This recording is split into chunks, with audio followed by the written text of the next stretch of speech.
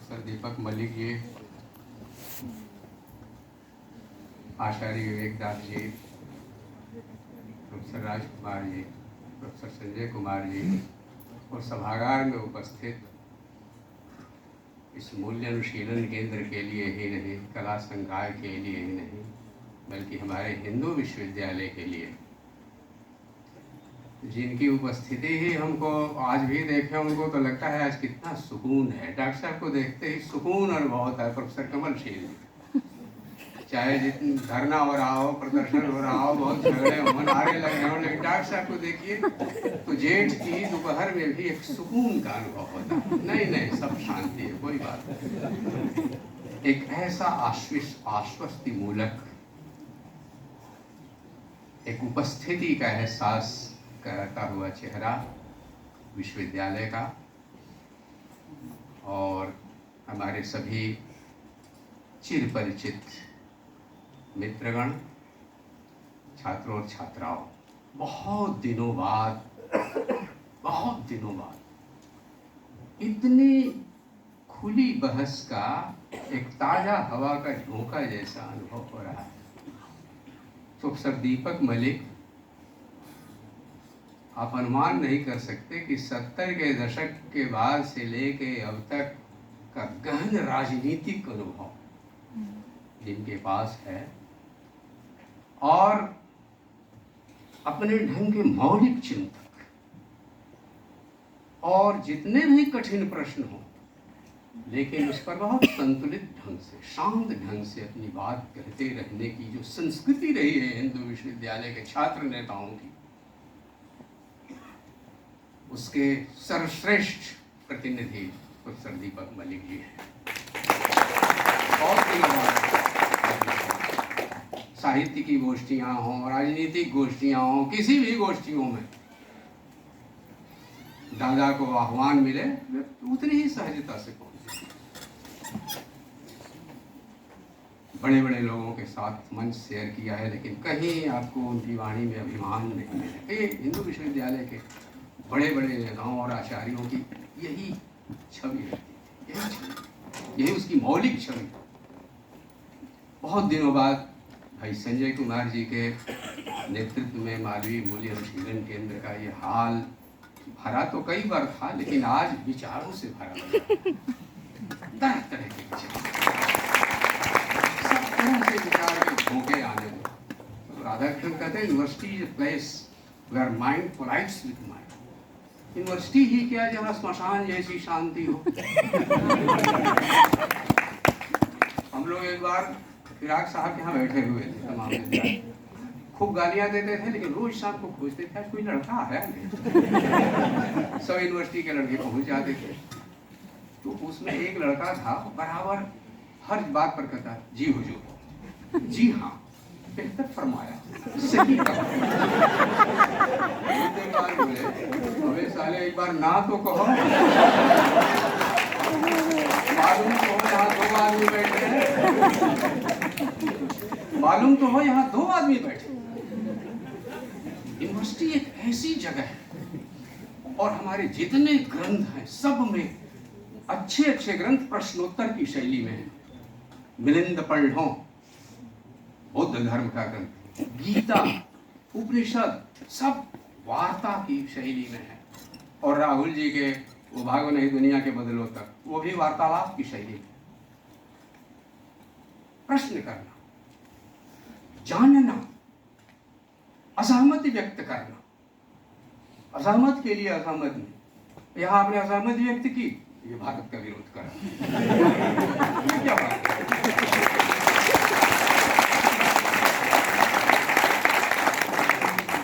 आपने कोई बात कही, नहीं साहब ये तो भारत को तोड़ने वाली बात है। अरे भारत इतना कमजोर है तो कब तक पकड़े रहिए।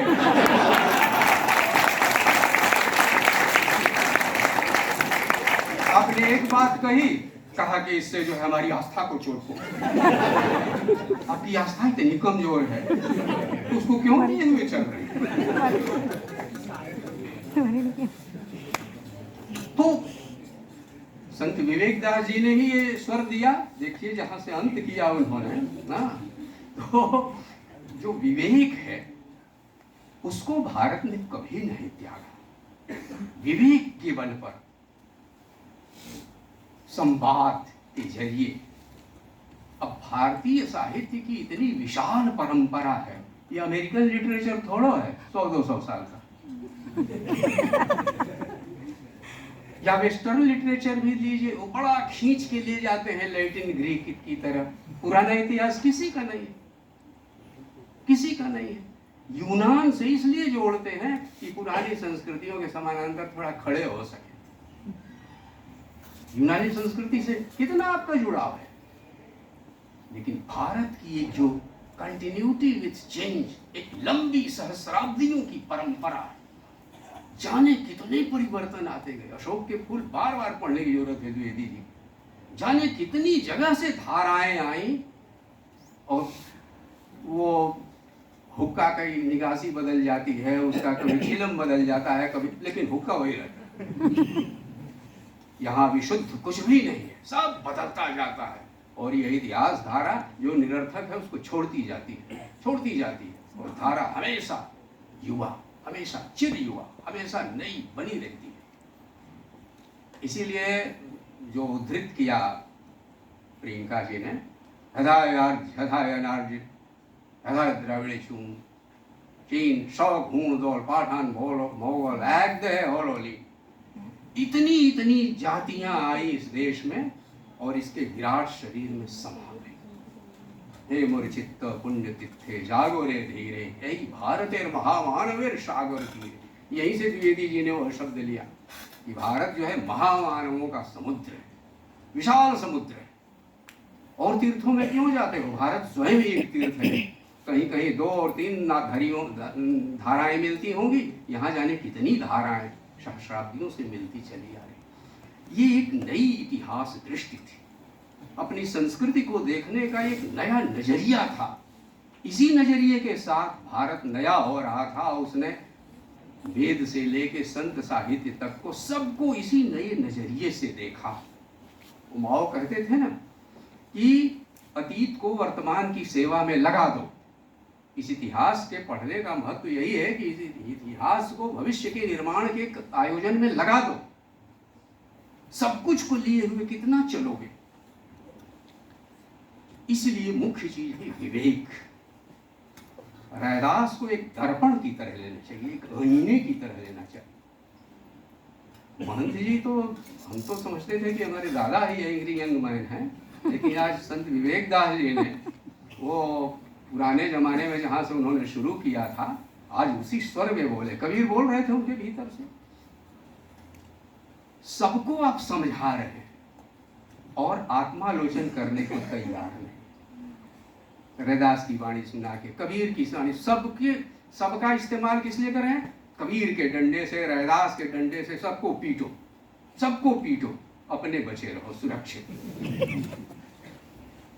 इसलिए संत जी ने ये रखा कि रैदास और कबीर की वाणी आईना है, उसमें अपना चेहरा देखो, अपना चेहरा देखो।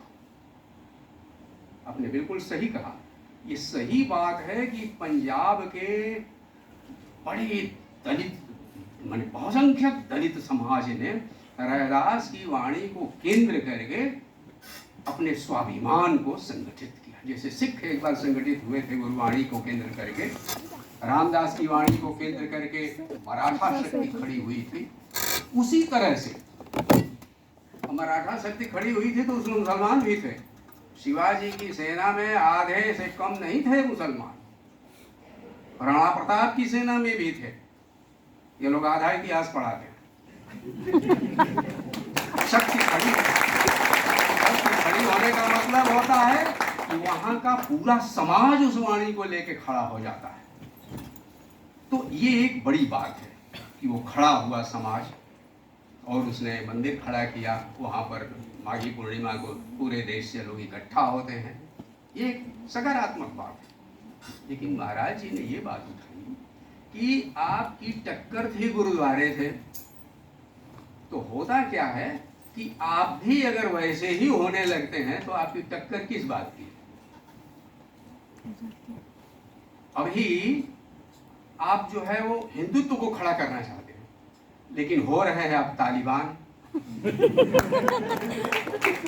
हिंदू तालिबान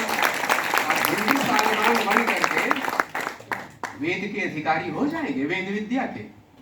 वेद का मुंह नहीं देखा, वेद की रक्षा पर उतारू। छोटा मोटा है क्या हिंदू धर्म? बहुत विशाल है। उसकी इतनी खुली हुई खिड़कियां हैं। विवेकानंद पगड़ी बांध रही, 1000 लड़कों का जुलूस निकाल दिया, सब विवेकानंद हो गए। और विवेकानंद का एक पन्ना नहीं पढ़ते, एक संदेश नहीं पढ़ते। इसीलिए महाराज जी ने कहा उनकी वाणी को कितना पढ़ते हैं। तो आपने देखा होगा वहां निशान साहिब गुरुद्वारे की तरह से इन्होंने भी अपना एक निशान साहिब खड़ा किया। अब ये बात अलग है कि उसमें कृपाण है और यहाँ निशान साहिब में एक उजाले से भरा हुआ चंद्रमा है जो शीतल प्रकाश बिखेर रहा है, और उसके भीतर वाणी लिखी हुई है रैदास की, नाम तेरे की ज्योत जलाई भयो उजियार भवन सगलारे। ये निशान साहिब है। लेकिन शैली अगर पकड़ते हैं, संत जी ने यह कहा कि अगर इस समाज ने, इस संगठन ने, दलित समाज ने भी अगर रास्ता वही पकड़ लिया, मजहबी सिख मत की संकीर्णता अगर पकड़ ली, अब रविदास वाणी सुरेंद्र बाबा की है आगे, उसको ग्रंथ साहिब की अगर आपने महिमा दे दी, गुरु ग्रंथ पद अगर आपने बना दिया, तो आप जानते हैं ना कि उसको गुरु पद मिल जाने के बाद कितने लोगों की हत्या हुई है।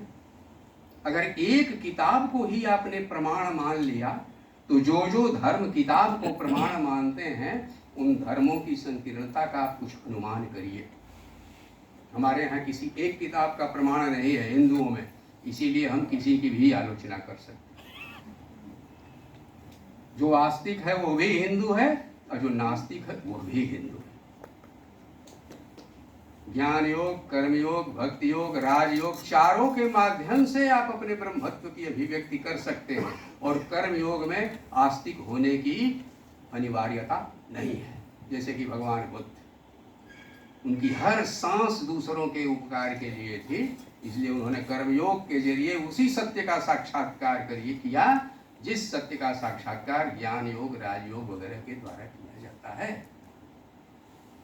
इसलिए खिड़कियां खोलता है विवेक।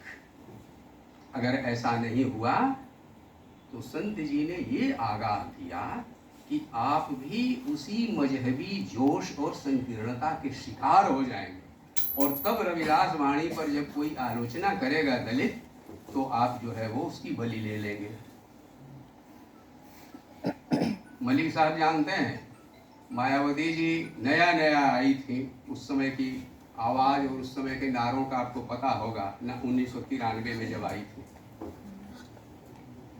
एक गोष्ठी हुई थी लखनऊ में जिसमें तुलसी राम जी भी थे, और तुलसी राम जी को तो जानते हैं, हर जगह वो अपनी बात बोलते थे। एक खास ट्रेनिंग है, विवेक के भीतर से जो आया है वो हर जगह वही बात बोलेगा। और मायावती जी को इतना नागवार गुजरा, आप कल्पना कर सकते हैं कि कोई नेता कितना संकीर्ण हो सकता है। फासिज्म किसी एक दल में नहीं है मित्रों, फासिज्म एक प्रवृत्ति है। उन्होंने बुला के कहा अधिकारी को कि इसका टीएडीए एकदम मत देना। आप ये क्षुद्रता की हद है, क्षुद्रता की हद है। आप आलोचना नहीं बर्दाश्त कर सकते, और आप सोचती हैं कि दलित दृष्टि से आप पूरी संस्कृति की आलोचना करेंगे और समाज बर्दाश्त कर लेगा। आप ऐसा करके किसको मजबूत करते हैं? फासिज्म को ही मजबूत करता है। दलित फासिज्म हिंदू फासिज्म को मजबूत करेगा, और हम देख रहे हैं कि इस होड़ा होड़ी में पूरा का पूरा समाज उसका किस तरह से शिकार हो रहा है।